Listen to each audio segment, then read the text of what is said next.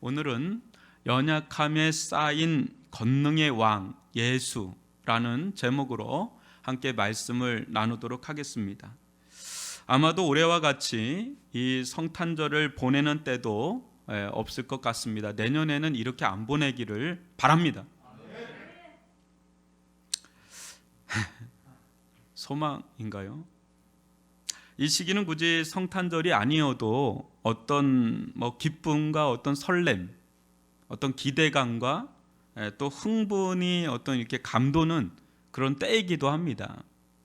한 해를 잘 지냈던 그렇지 못했던 훌훌 털어버리고 새해 다시 새롭게 시작해 보자는 의미에서 그렇죠. 그래서 지금쯤이면 한 해를 다 툴툴 터는 송년회다 막년회다 막 이런 얘기하고 또 이제 새롭게 시작하는 어떤 기대감이 또 막 있는 그런 때죠.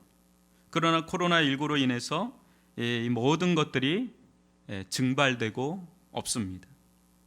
길거리에는 적막감마저 돌 정도로 조용합니다. 뉴스에는 연일 코로나19 확진세 또 연일 또 이로 인해서 수많은 어떤 사회적 이슈들을 앞다투어 다루고 있죠. 당장 우리 가족들 상황이 말이 아닙니다. 남편이 재택근무를 하고 또 아이들도 학교 가지 않는 집안은 그야말로 전쟁터를 방불합니다. 집은 이제 직장이요, 또 학교요, 식당이요, 카페요, 또 아이들 놀이터요, 학원, 이 모든 기능을 다 감당해야 되는 게 이제 집이 돼버린 거예요. 그러다 보니 주부들은 삼시세끼 준비하느라 정신이 없습니다. 이제 더 이상 뭘 해 먹어야 되나? 아침에는 이거 해 먹었는데 점심에는 뭘 해 먹고 저녁에는 뭐 해 먹지 하는데 이게 매주 이게 몇 주가 되면 이제는 그 창거리 생각도 안 날 정도로 손 쉴 틈도 공간도 없지요. 어디 이게 주부들의 문제겠습니까? 또 집에서 재택근무를 해야 되는 남편들도 그렇고 맞벌이하는 부부들은 더 복잡한 일들이 또 그 안에서 벌어지고 자녀들은 어때요? 갑갑하기 매한 가지입니다. 그 안에서 다 해야 되니까 나갈 수도 없고 들어올 수도 없고 어르신들은 문 밖을 나가는 것도 지금은 위협적으로 느껴지기 때문에 이게 지금 온 국민이 지금 답답하고 갑갑한 그런 시간을 보내고 있죠. 혹여나 또 3단계 되면 어떡하나 해서 마트에는 문정성실이려서 사재기를 할 정도로 컵밥이다 햇반이다 하고 막 한다고 그러는데 이게 지금 우리가 처해 있는 지금의 상황이죠. 그렇게 지나온 지금 오늘 성탄주일이 맞나 그런 생각을 좀 들 정도로 우리는 코로나19로 꽉 뭔가 막혀 있는 느낌을 받죠. 이런 때 우리는 성탄절을 어떻게 보내야 할까요? 어찌 보면 들뜨기 쉬운 이때 오히려 착 가라앉기까지 한 이 상황 속에서 또 다른 방향으로 성탄절을 보낼 수 있지 않을까 싶습니다. 찬송가 109장 가사처럼 고요한 밤, 거룩한 밤, 그 어느 때보다도 고요할 수밖에 없고 그러니 거룩한 밤을 보내야 되지 않을까 이런 생각을 하죠. 실제 성탄의 기쁨은 이제 가벼운 들뜸이 있잖아요. 캐롤송 나오고 성탄 그러고 들으면 이렇게 우리가 들떠 있기 쉬운 때인데 실은 이제 마음 깊은 곳에서 터져 나오는 영혼의 탄성과 어떤 희열, 안도감 이게 어떻게 보면 성탄의 진정한 의미죠. 이는 마치 어린아기 우리 아까 아기들 봤지만 이렇게 가만히 있는 애들도 있고 엄마한테 콕 안아가지고 떨어지지 않는 아기들도 있고 또 왔다 갔다 마이크 한번 잡아야 나는 무대 왔다라고 생각하는 애도 있고 또 계속 자지러지듯이 엄마한테 달려가려고 하는 애들도 있고 근데 이 모습들이 이렇게 보면 여러분들 그냥 기쁘잖아요. 그냥 그거 자체가 그냥 기뻐요. 이렇게 애들이 너무 예쁘고 귀엽고 그렇잖아요. 그런데 또 이런 아이들이 막 사고도 치고 그러다가 밤에 새근새근 그냥 세상 모르고 이렇게 자는 얼굴들을 이렇게 밤에 부모가 돼서 이렇게 보면 그렇게 또 사랑스러울 수가 없어요. 엄마들은 아침 내내 점심 내내 이게 지쳐 있다가 새근새근 보면 그렇게 천사 같아요. 왜 천사 같은지는 모르겠지만 그렇게 천사같이 예쁘고 그 속에서 어느 때는 울컥하기도 해요. 울컥하면서 그 마음에서 말로 할 수 없는 사랑의 기쁨이 막 이제 오죠. 이 애기가 참 이게 내 애기구나 하면서 이렇게 바라볼 때 그 아기들이 여러분 우리들을 얼마나 섬기고 있는지 아세요? 애기들도 엄청 섬겨요. 애기들도 애써요. 엄마 좀 평안하게 살아. 왜 이렇게 힘들게 살아? 하면서 애들은 뭐 마냥 기쁘게 그냥 편하잖아요. 얼굴에 구김이 없잖아요. 인상 찌푸리면서 자지 않잖아요. 우린 여기 인상 찌푸리면서 이렇게 잘 때도 있는데 애들은 뭐 평안해요. 그거 보면서 야 이게 평안인데 이게 그러면서 이 아이들을 보면서 우리는 말로 할 수 없는 기쁨과 평안을 또 누릴 때가 있는데 성탄이 마치 그와 같이 우리들 가운데 이 은혜의 기쁨을 가져다 주는 게 이 성탄이란 말이에요. 그 예수님이 왜 한 아기로 오셨나 이걸 묵상하게 됩니다. 저는 오늘 한 아기를 바라봄으로 이 은혜를 함께 누리고 다소 불편하고 아쉽지만 그 어느 때보다 고요하고 거룩한 성탄절을 보낼 수 있기를 주님의 이름으로 축원합니다. 여러분 이사야 9장 6절을 한번 읽어보도록 하죠. 시작. 이는 한 아기가 우리에게 낳고 한 아들을 우리에게 주신 바 되었는데 그의 어깨에는 정사를 메었고 그의 이름은 기묘자라 모사라 전능하신 하나님이라 영존하시는 아버지라 평강의 왕이라 할 것임이라. 아멘. 실제 오늘 말씀은 선지자 이사야에게 임한 성탄의 복음입니다. 선지자 이사야는 예수님이 탄생하시기 약 800년 전쯤에 태어난 자였습니다. 그러나 그는 하나님의 은혜로운 계시의 역사로 이 1000년에 가까운 그 후에 한 아기로 오시는 이 예수 그리스도를 미리 이렇게 본 겁니다. 빨리 거의 1000년에 가까운 거 아닙니까? 800년이면. 근데 이 예수님 한 아기로 오신 예수님을 이렇게 본 거예요. 오고 오는 세대 속에 이루 헤아릴 수 없는 수많은 아기들이 탄생했지만 우리가 유독 이 한 아기를 주목해야 하는 이유가 무엇일까요? 역사 속에 우리가 이 아기를 오늘 온 나라와 전 세계가 지금 이 아기를 찬양하고 또 설교하고 예배드리고 이 아기를 주목하는 이유가 무엇일까요? 여러분 한번 사진을 한번 보시면 이 사진이 누구의 사진 같습니까? 누구의 사진인지 아십니까? 뭐 알 분들은 좀 알 것 같아요. 최근에 어떤 방송에서 나왔으니까. 바로 유대인들만 600만 명 살육한 아돌프 히틀러라고 하는 그 사람의 어린 아기 때 사진이에요. 근데 이렇게 보면 너무 똘망똘망하고 너무 예쁘지 않아요? 이렇게 보면, 그죠? 근데 이 아기가 장차 그런 끔찍한 일을 자행하리라고는 누가 생각이나 했겠어요?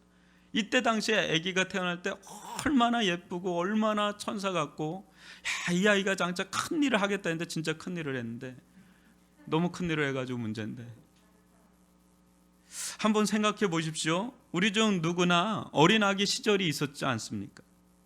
아무것도 모르고 천진난만하게 천사와 같던 그런 시절이 있어요. 아무리 우리 뭐 장로님이라고 하더라도 어린애기 시절이 있었단 말이죠. 연세 드신 우리 권사님들도 이 아기 때 시절이 있단 말이죠. 그러나 시간이 지나서 성인이 되면 될수록 또 나이가 들면 들수록 우리는 정말 달라집니다.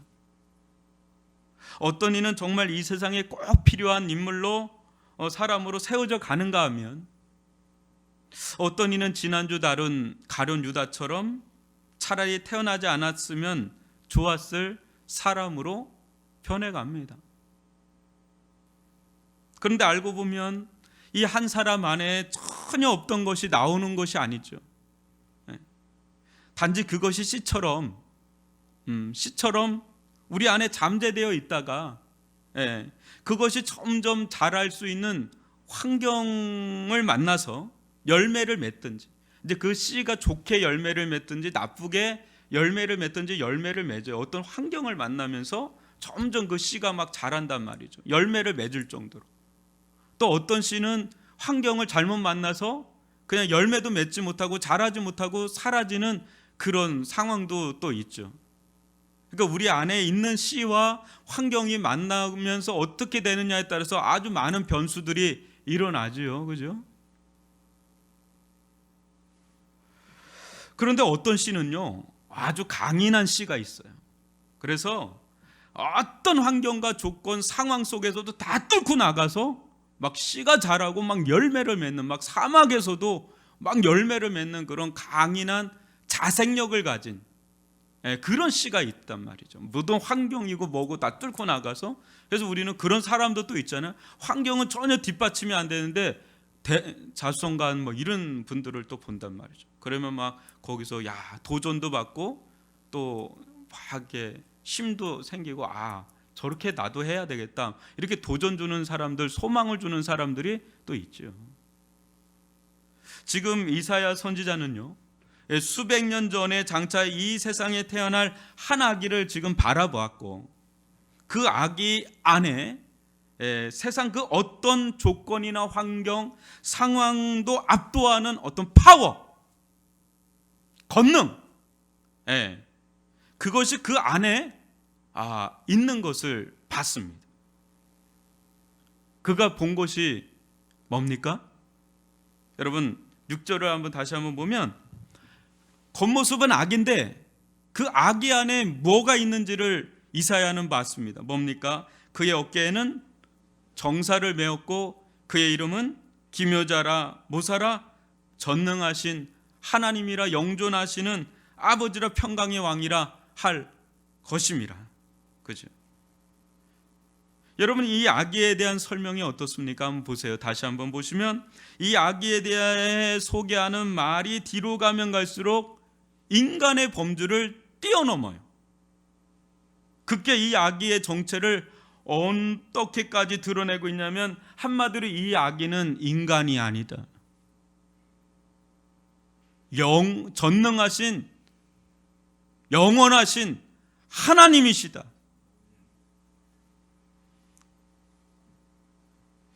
아니 이게 말이 된다고 여러분 보십니까? 우리야 뭐 여기서 같이 있지만 이게 실은 말이 안 되는 거예요. 어떻게 인간 아기로 이렇게 분명히 보이는데, 이 인간 아기가 아기죠. 아기 그냥 아주 뭐 우람한 사람도 아니에요. 아기 이 아기가 어떻게 전능하신 하나님이라고 말할 수 있느냐는 거예요. 전능하신 하나님이냐고. 뭐 힘 있는 뭐 괴력의 소유자 이런 말하기도 붙이기가 어렵잖아요. 아기가 뭘 할 수가 있어요. 눈만 껌뻑껌뻑하죠. 근데 전능하신 하나님이라고, 더 나가요. 영존하시는 아버지래요. 아버지. 아기를 어떻게 아버지라고 불러요? 말도 안 되는 얘기 아닙니까? 근데 영존하시는 아버지라는 거예요. 영원히 존재하신 아버지라는 거예요. 우리는 이것을 보통 성육신의 신비라고 부릅니다. 선지자 이사야 또한 이 신부의 임무를 도저히 감당할 수 없는 계시의 빛 속에서 바라보면서 얼마나 놀랬겠어요. 이거 무슨 일이야? 어떻게 저 아기가 저런 정체를 가지고 있지? 아마 이사야 자체가 아마 놀랬을 것 같아요. 제가 볼 때 너무너무 깜짝 놀랐을 것 같아요. 비록 이게 계시를 받아서 보긴 보지만 이게 무슨 일이야? 아마 이런 거죠. 그는 분명 부인할 수 없을 정도로 이 아기의 실체를 아주 또렷이 봤습니다. 자기가 아무리 생각해도 이건 말이 안 되는데 그 계시의 빛이 너무 강하니까 이건 부인할 수가 없는 거죠. 이 아기의 어깨에는 분명 정사가 메어져 있는 겁니다. 여러분 어깨에는 권능을 이제 가리켜요. 통치권. 그래서 군장할 때도 어깨에다가 별 같은 거 달고 그러잖아요. 모든 힘은 다 어깨예요. 어깨가 힘이에요. 근데 정사를 메웠다. 정사는 뭡니까? 통치권이에요. 통치권. 또 이 아기의 이름은 이미 정해져 있습니다. 이 아기의 이름은요, 이 이름은 여러분 뭡니까? 그 존재를 담는 그릇이잖아요. 누구누구 이름만 되면 우린 그 사람의 전 존재를 생각해요. 어떤 사람 누구누구, 어떤 사람 누구누구 하면 그 사람은 이런 사람이야, 그 사람은 이런 사람이야, 그 사람은 이런 사람. 이게 그릇이란 말이에요, 이름은. 근데 이 아기의 이름은 이미 주어졌어요. 첫째가 뭡니까? 기묘자요, 모사예요. 기묘라는 뜻이 뭡니까? 기묘는 초월적이라는 뜻이 있어요. 모사는 모략과 지혜라는 뜻이 있어요. 그게 무슨 말입니까? 이 아기는 장차 어떤 세상적인 지혜와 모략을 제시하는 사람이 아니라 뭐라는 거예요? 이 세상에서는 도저히 찾아볼 수 없는, 또 이 세상의 지혜로는 도저히 감당할 수 없는 그런 초자연적인 어떤 지혜와 모략을 제시할 사람이라는 거죠. 이 세상의 지혜의 범주를 뛰어넘는 초월적인 초자연적인 어떤 지혜를 모략을 제시할 뿐이라는 거예요.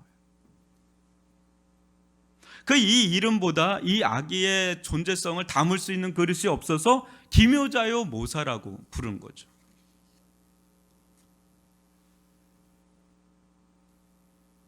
여러분 졸리시나요? 졸리시면 에어컨을 꺼주시기 바랍니다. 저도 더워가지고. 여러분, 우리가 믿고 또 우리 하나기로 오신 예수 그리스도, 우리가 믿는 또 하나기로 오신 예수 그리스도, 예수님은 우리로 하여금 단순히 세상살이를 잘 할 수 있는 비결을 전수하러 오신 분이 아니세요. 여러분, 예수님을 그런 식으로 받아들이고 세상에서 어떻게 하면 성공할 수 있을까? 좀 말씀을 들으면서 세상에서 성공할 수 있는, 잘 살 수 있는 것이 뭘까? 이런 식으로 여러분 교회로 오면 시험에 들어요. 걸려요. 자꾸 걸리적거려요. 왜냐하면 그런 지혜를, 그런 것을 가르쳐주는 곳이 아니에요. 오히려 성령의 도우심이 없이는 도저히 깨달을 수 없는 어떤 아주 기묘하신 모략을 전하기 위해서 오신 분이 바로 예수님이시다라는 거죠. 그래서 여러분 고린도전서 2장 6절로 10절을 보시면 저와 여러분이 한 절씩 한번 읽어보죠.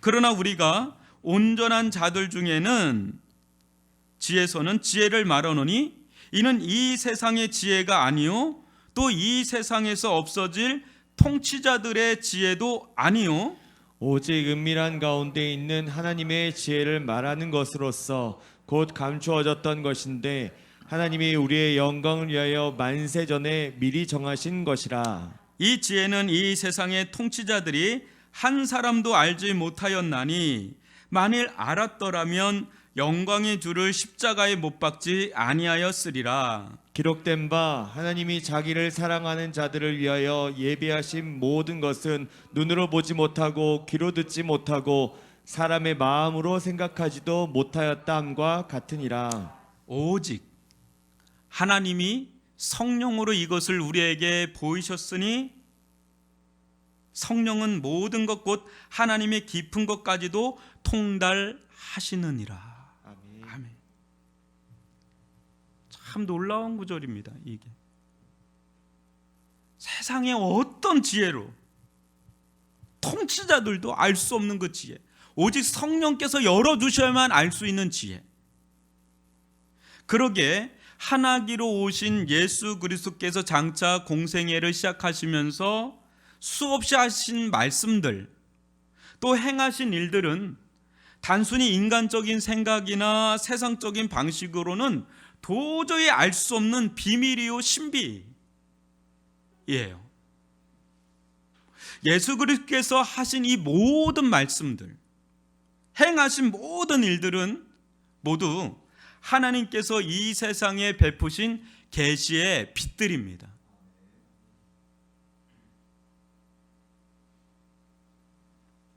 성령의 은혜로 우리가 이걸 깨닫게 될 때 갇혔던 하늘문이 열리고 마치 하나님의 계시가 마치 이 구름이 쫙 거치면서 태양빛이 막 쏟아져 내려오는 것처럼, 소낙비가 하늘에서 확 쏟아지면서 모든 대지를 다 적시는 것처럼 성령의 은혜로 이 복음의 빛이 우리 영혼에 비춰올 때, 그 우리 영혼에 막 부어질 때 하늘이 열리고 세상이 열리는 경험을 하게 됩니다.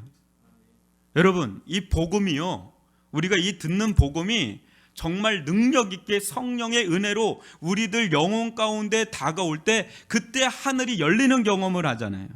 그때 이 세상이 열리는 경험을 하지 않습니까? 그때 세상으로서는 도저히 알 수 없는 이 비밀들, 이 복음의 비밀들, 복음의 신비들, 이 성육신의 신비들이 막 열리면서 그 속에서 우리 영혼에 막 빛들이 막 들어오기 시작하는데, 막 소낙빛처럼 막 부어지기 시작하는데, 이 감당이 안 되는 은혜를 누리게 되는 겁니다. 그때 우리는 생명으로 들어가게 되는 줄 믿습니다. 이 한 아기 안에 있는 어마어마한 생명이 우리 안으로 들어오는 것을 경험하게 되는 줄 믿습니다. 그때 그 생명만 들어오는 게 아니라 그 안에 하나님의 나라가 우리들 가운데 들어오죠.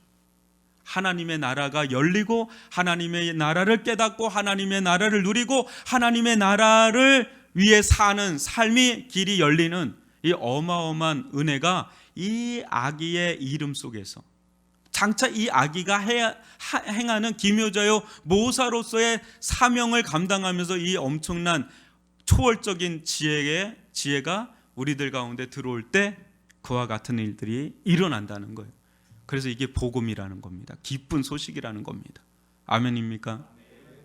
또 이 아기의 이름은 뭡니까? 전능하신 하나님이요 영존하시는 아버지라는 거죠. 여러분도 보시다시피 이 아기의 이름은 인간 부모가 지어진 이름이 아니죠. 그렇다고 선지자 이사야가 임의로 지은 것도 아닙니다.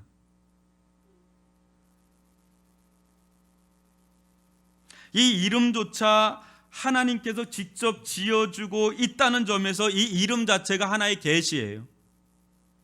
이 이름 자체가 부모가 지어진 것도 아니고 이사야 선지자가 지어진 것도 아니고 하나님께서 직접 이 아이의 이름을 지어줬는데, 전능하신 하나님의 영존하시는 아버지라는 이름을 지어줬으니 이것 또한 이 이름 안에 하나님의 계시의 비밀이 담겨 있는 거죠. 여러분, 어떻게 이 아기의 이름을 지어주면서 이 아기가 하나님 그 자신이라고 할 수 있는가 하는 거죠. 어떻게 하나님은 분명 하늘에 계신 분인데 이 땅에 와 있는 이 아기가 어떻게 전능하신 하나님이라고 말할 수가 있겠어요? 어떻게 영존하시는 아버지라고 말할 수가 있겠어요? 이거 말도 안 되는 거잖아요. 하나님은 하늘에 계신 분인데 어떻게 이 땅에 있다라고 말하고, 이 땅에서 어떻게 아기예요, 아기. 어떻게 이 아기가 영존하시는 아버지라고 할 수가 있고, 그것도 전능하신 하나님이라고 감히 이렇게 부를 수가 있겠어요? 이거는 뭔가 언밸런스잖아요. 그러니까 하나님이 둘로 나뉘어져 있나요? 하나님은 하늘에도 계시고 이 땅에 이 아기가 하나님이랑 하나님 둘로 나눠져 있는 분인가요? 근데 여기서 삼위일체의 신비가 나오는 거죠. 삼위일체의 신비가 나오는 거죠. 우리가 믿는 한 아기로 오신 예수 그리스도, 예수님은 비록 육신의 몸을 입고 있으나 그는 하나님 그 자체가 된다는 거예요. 여러분, 예수님이 하나님이라는 걸 깨닫지 못하고서는 복음을 깨달을 수가 없어요. 저는 그렇게 생각합니다. 예수님이 하나님이시다는 걸 깨닫지 못하고서는 모든 게 설명이 다 안 되기 시작해요. 근데 예수님이 하나님 그 자신이 된다라고 하면 예수님이 행하셨던 모든 것들이 어마어마하게 다가오는 겁니다. 여러분, 이것은 요한에게 임한 성탄의 소식에 가장 잘 나타내 있는데, 여러분 요한복음 1장 1절로 3절과 14절을 교독으로 한번 읽어보겠습니다. 태초에 말씀이 계시니라. 이 말씀이 하나님과 함께 계셨으니 이 말씀은 곧 하나님이시니라. 그가 태초에 하나님과 함께 계셨고 만물이 그로 말미암아 지은 바 되었으니 지은 것이 하나도 그가 없이는 된 것이 없느니라.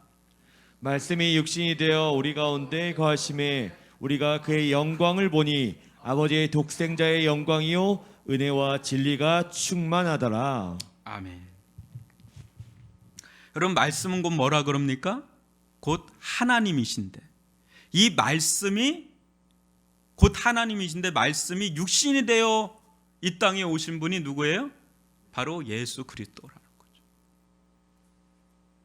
사도 바울 또한 인간 예수의 실체를 어떻게 소개하고 있는지 골로새서 2장 9절을 보면 같이 한번 읽어볼까요? 시작. 그 안에는 신성의 모든 충만이 육체로 거하시고, 그 안에는 신성의 모든 충만이 뭘로 거하신다고요? 육체로 거하시고. 그러기에 장차 이 예수가 십자가에서 죽었다는 것은 곧 뭡니까? 하나님께서 십자가에서 죽었다는 것이죠. 예수께서 피 흘리셨다는 것은 곧 뭡니까? 하나님께서 피 흘리셨다는 것입니다. 아울러 예수의 피값으로 우리를 사셨다는 것은 뭡니까? 곧 하나님의 피값으로 우리를 사셨다는 것과 진배가 없습니다. 다름없어요. 그러므로 우리의 존재 가치는 예수 그리스도 안에서 상상할 수 없이 상승해서 감당할 수 없는 정도가 됩니다. 여러분, 우리의 존재 가치가 어느 정도의 존재 가치입니까? 여러분, 우리가 마트에 가서 뭘 살 때 그만한 값어치를 내고 사잖아요. 그죠? 이건 1,000원짜리다, 10,000원짜리다. 근데 우리는 얼마짜리예요, 그러면? 우리 얼마짜리예요? 예수님의 값이죠. 예수님의 값이죠. 예수님의 값. 이 말은 곧 무슨 말이에요? 우리의 값어치가 하나님의 값이라는 거예요. 하나님의 값. 뭐 우리 운동 선수들 보면 몸값이 뭐 1,000억 원대다, 뭐 500억 원대다, 뭐 막 얘기하는데 우리의 그 몸값은 얼마라는 거예요? 예수님의 값이라는 거예요. 하나님의 값이라는 거예요. 여러분, 그렇게 보이신지 한번 옆에 있는 분들 한번 보세요. 가족 온라인으로 들으시는 분들도 그렇게 보이세요? 여러분들 주가가 어느 정도예요? 여러분들 주가가 이렇게 반응이 없어요. 보세요 한번. 우리들의 값어치가 존재 가치가 어느 정도라고요? 예수님의 값이에요. 하나님의 값이라고요. 이거 믿음으로 받아들일 수 있기를 바랍니다. 그렇게 안 보여도 그게 진짜예요. 진짜 예수님의 값이에요. 하나님의 값이에요. 네. 여러분, 우리가 무엇이기에, 우리가 니기에 이런 엄청난 대가 지불을 하면서까지 우리를 산 겁니까? 여러분, 우리가 그렇게 말도 안 되는 투자를 할 만한 그런 이익을 낼 만한 자들 맞습니까? 그게 투자를 한다 그러면 세상에선 투자하면 그만한 생각을 하지 않습니까? 1,000억 원을 투자하고 1조를 투자하면 그 이상을 생각하니까 그게 투자가 되는데, 우리는 하나님의 값이에요. 천지 우주 만물을 창조하신 하나님의 값이고 예수의 값을 투자해가지고 우리 사셨는데, 그렇게 이익을 낼 만한 그런 자들 맞습니까? 손해를 끼치지 않을 만한 그런 사람 맞습니까? 우리가 혹 배응망덕하지 않을 자들 맞습니까?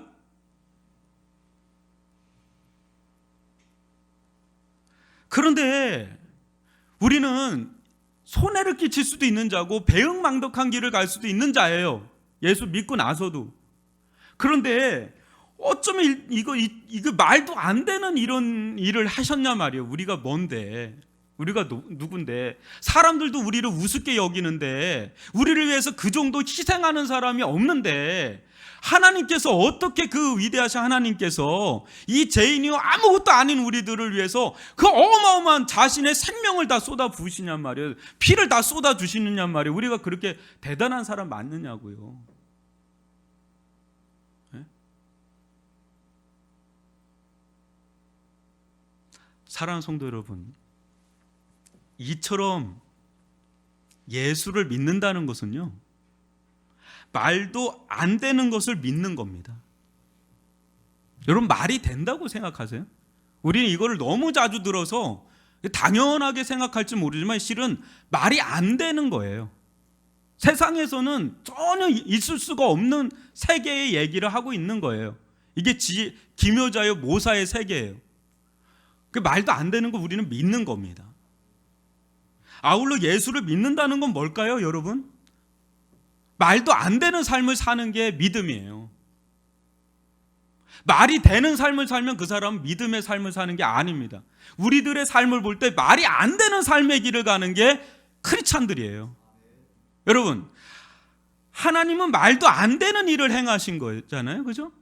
왜요? 하나님의 나라로 우리를 이끌려고. 그러니까 하나님의 나라의 삶을 사는 우리들은 말도 안 되는 삶의 길을 가는 자들이에요.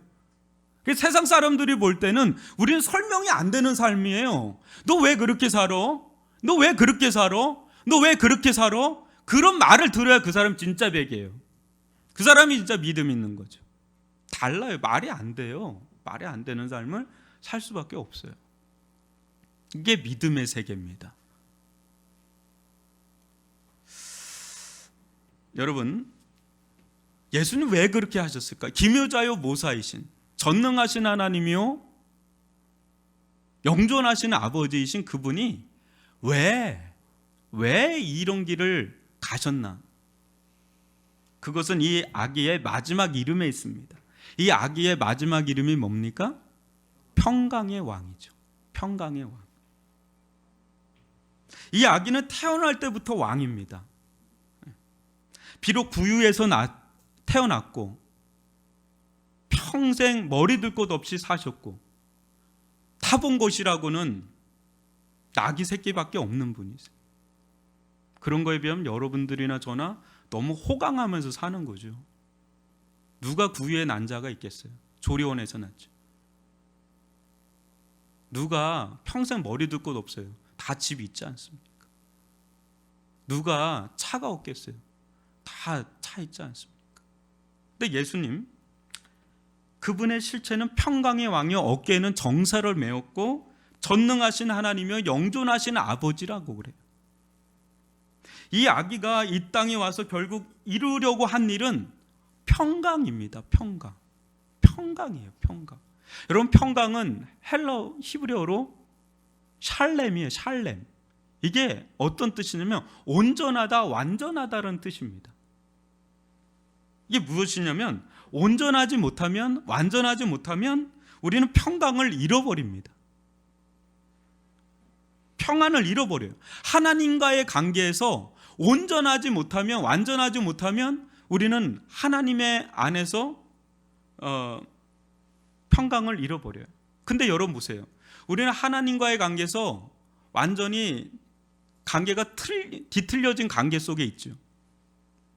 온전하지 못해요. 우리 중 누구든 하나님과의 관계가 온전하다고 말할 수 있는 이가 없습니다. 사람과의 관계는 어떻습니까? 또 온전한 관계를 맺고 있는 사람이 있나요? 크고 작은 갈등의 관계가 있지요. 우리들 가운데. 이미 우리는요 평강을 잃은 채 태어납니다. 아기들도요, 평안한 아기들도 들어가면 깊은 데는 이 불안함이 있어요. 아기들도 평강을 잃은 채 태어납니다. 그래서 아우구스티누스의 말처럼 우리는 하나님을 만나기 전까지는 참된 안식을 얻을 수 없다고, 참된 평안을 얻을 수 없다고 하는 게 우리의 실존이란 말이죠. 우리 스스로의 힘으로 하나님과 틀어진 관계를 풀 수가 없어요. 하나님과의 이 관계를 우리 스스로의 힘으로는 풀 수가 없어요. 사람과의 관계도요, 우리 힘으로 아무리 풀라고 해도 풀 수가 없어요. 내가 용서하고 내가 화해하고 내가 관계를 회복해야지 하는데 이게 말처럼 쉽게 안 돼요. 한 사람하고도 안 되는데 여러 가지 여러분 겪었잖아요. 교회도 그래요. 교회 안에서도 이게 화해하고 용서하는 게 이렇게 어려워요. 가정 안에서도 국가 안에서도 이 갈등이 계속 뭔가 있어요. 이게 우리 힘으로 안 된단 말이죠.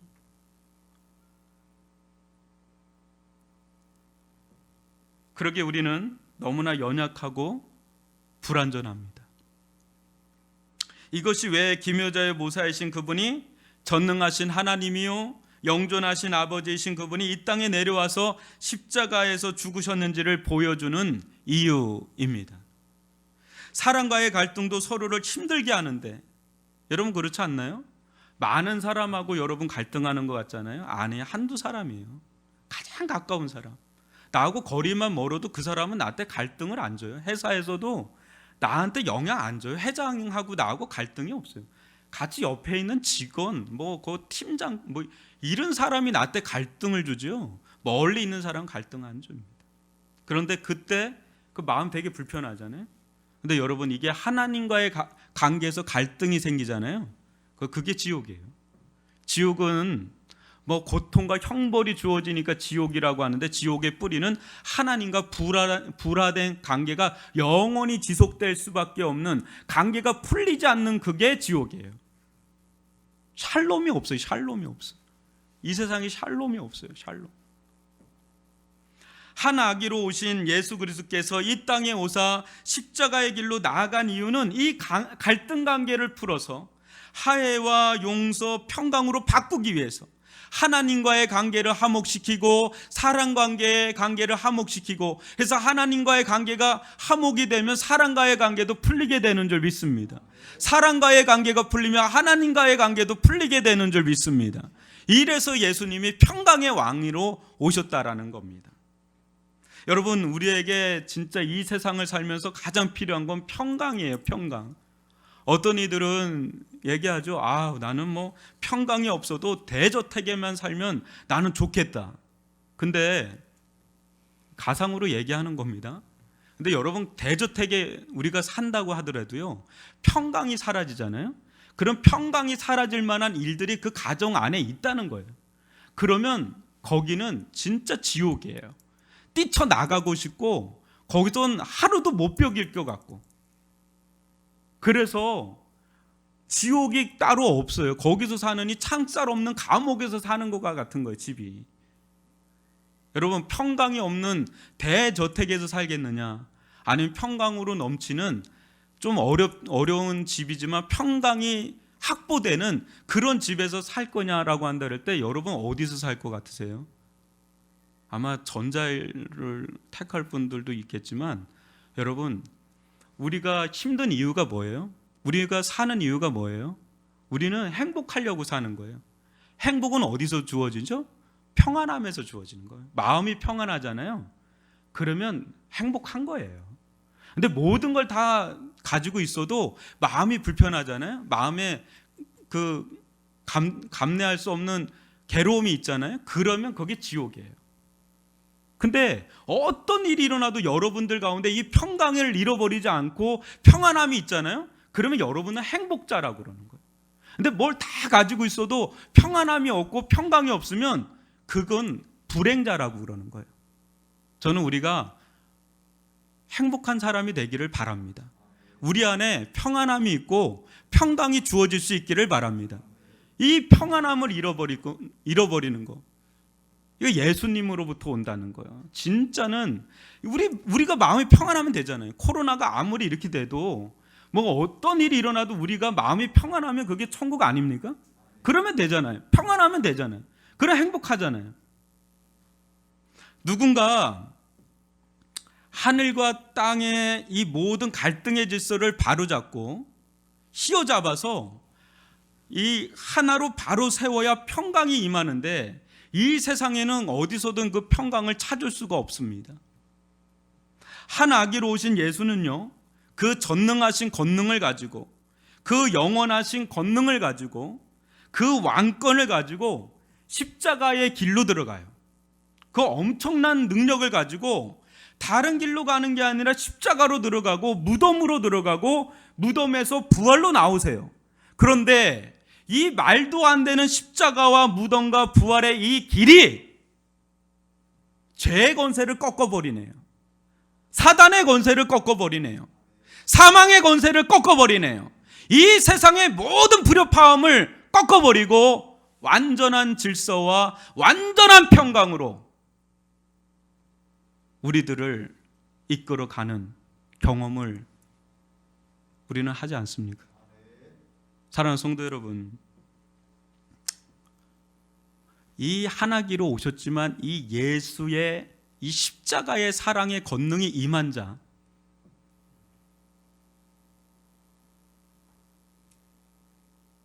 어떤 일이 일어납니까? 여러분들 경험이 있죠? 하나님 없이 살아오다가 어느 날 이 십자가의 사랑의 권능이 나를 압도하면서 성령께서 은혜를 주셔가지고 내 영혼에 이 십자가의 이 사랑의 권능이 내 영혼을 막 힘으로 치면서 역사하면서 들어올 때, 그때 여러분 경험했죠? 세상이 줄 수 없는 평안. 야, 세상에 이런 평안과 이런 기쁨이 있단 말인가? 하늘의 평안, 하늘의 기쁨이 임한 경험이 있지요? 뒤집어지는 거예요. 그때 뒤집어지는 거예요. 아무리 죄악으로 평강을 잃어버린 죄인도 이 십자가의 사랑이 임하기만 하면 그 앞에 스스로 무릎을 꿇어버립니다. 누가 뭐라 하지 않는데, 뭐라 하는 사람이 없는데 자발적으로 그 앞에 어린 양처럼 순해집니다. 그렇게 막 술 먹고 막 세상 꼬장 부리고 막 이렇게 대먹지 않게 막 살았던 사람 가운데 이 십자가의 복음이, 십자가의 권능이 막 성령을 통해서 막 역사하면 그 사람이 어린애기처럼 변해요. 막 순한 어린 양처럼 순해져 버려요. 이게 복음의 신비고 복음의 능력인 줄 믿습니다. 그때 평안이 임하고 질서가 잡히고 하나님의 나라가 임하고 평화의 나라가 도래해요. 그래서 어린 양과 사자가 같이 하고 이리와 양떼가 같이 한다는 게 그런 거예요. 복음 안에서, 예수 안에서 평화의 시대가 도래한다는 거예요. 하나님의 나라가 임한다는 거예요. 네, 그게 복음이에요. 그게 한 아기가, 이 아기가 가지고 있는 평강의 왕권입니다. 하나님이신 그분이 평강을 위해, 우리를 위해 죽으셨는데 더 이상 무엇을 할 것도 없고 바랄 것도 없습니다. 하나님이신 그분이 우리를 위해 죽었다는 거에서 모든 게 엔딩이 되는 거예요. 모든 게 종결 사건이에요. 종결되는 겁니다. 왜요? 무엇 때문에? 한번 7절 다 같이 읽어볼까요? 시작. 그 정사와 평강의 더함이 무궁하며 또 다윗의 왕자와 그의 나라에 군림하여 그 나라를 굳게 세우고 지금 이후로 영원히 정의와 공의로 그것을 보존하실 것이라. 만군의 여호와의 열심히 이를 이루시리라. 아멘. 여기에 이 아기를 통해서 장차 하나님께서 이루실 하나님의 비전이 나오는데, 그것은 바로 다윗 왕을 통해서 성취하고자 했던 하나님의 나라. 하나님은 이 아기를 통해 장차 영원한 정사와 권세, 평강, 정의, 공의가 실현될 하나님의 나라를 꿈꿉니다. 여러분, 세상은 끊임없이 이 나라는 이래야 된다, 이 나라는 이래야 된다, 이 나라는 왜 이 모양 이 꼴이냐 하는데, 절대 하나님의 나라는 이 세상에서 못 찾아요. 여러분, 찾을 수 없어요. 지배자가 그런 자가 아니에요. 지배자가, 통치자가 전능하신 하나님, 영존하시는 아버지, 평강의 왕, 기묘자여 모사가 아니라서 그게 안 돼요. 어느 나라도 안 돼요. 그러니까 너무 정치적으로 아무리 여러분 야망을 갖고 꿈을 꿔도 안 되는 걸 가지고 지금 거기에 에너지를 소비하는 거예요. 이 세상 나라에서는 하나님의 나라가 안 돼요. 이 세상 사람들로서는. 누가 그걸 이룬다고요? 우리가 진짜 원하는 그 나라는 누가 이루신다고요? 이 아기가 이뤄요. 이 아기가 이루는 거예요. 하나님은 이 아기를 통해서 장차 하나님의 나라를 완성할 건데, 7절 하반절을 보면 뭐라 그래? 만군의 여호와의 열심히 이를 이루시리라. 하나님이 친히 이거를 이루고자 열심을 다해서 반드시 이뤄내십니다. 하나님은 지금도 그 과정 속에 있습니다. 지금까지도 하나님은 열심을 다해서 해오셨고, 앞으로도, 지금도 하실 거고 앞으로도 이뤄 가실 겁니다. 하나님의 궁극적인 비전은 뭡니까? 하나님의 나라예요. 하나님의 통치가 완벽하게 이루어지는 나라, 하나님의 통치로 완벽하게 질서가 이루어지는 나라, 그 나라를 하나님은 비전으로 삼고 지금도 그 일을 행하십니다. 그런데 그 순서가 있어요. 우리 한 사람 한 사람에게 먼저 그 하나님의 나라가 임합니다. 복음을 통해서 한 사람 한 사람. 그래서 이 복음이 임한 사람에게 제3의 은혜가 임하고 성령의 역사하고 하나님의 나라가 한 사람 한 사람에게 임하죠. 그래서 어떤 사람이 돼요? 그렇게 임한 사람이 어떻게 돼요? 교회가 되죠. 그죠? 여러분, 이렇게 다 이렇게 모였다고 우리가 다 교회가 아니에요. 여기 진짜 교회가 있고 가라지 알곡이 같이 섞여 있어요. 교회 예배당 안에는 그래요. 근데 교회는 모두 다 알곡이 교회예요. 여기서 말하는 교회는 진짜 교회를 말하는 겁니다. 그래서 그 사람들이 숨겨져 있잖아요. 전 세계에 지금도 전 세계에 숨겨져 있거든요. 교회는 다 진짜 교회는 아직 안 드러났어요. 숨겨져 있단 말이죠. 근데 대략은 알죠. 숨겨져 있어요. 근데 장차 주님께서 재림하실 때 숨겨져 있던 신부인 거룩한 교회가 일어나요. 신부처럼.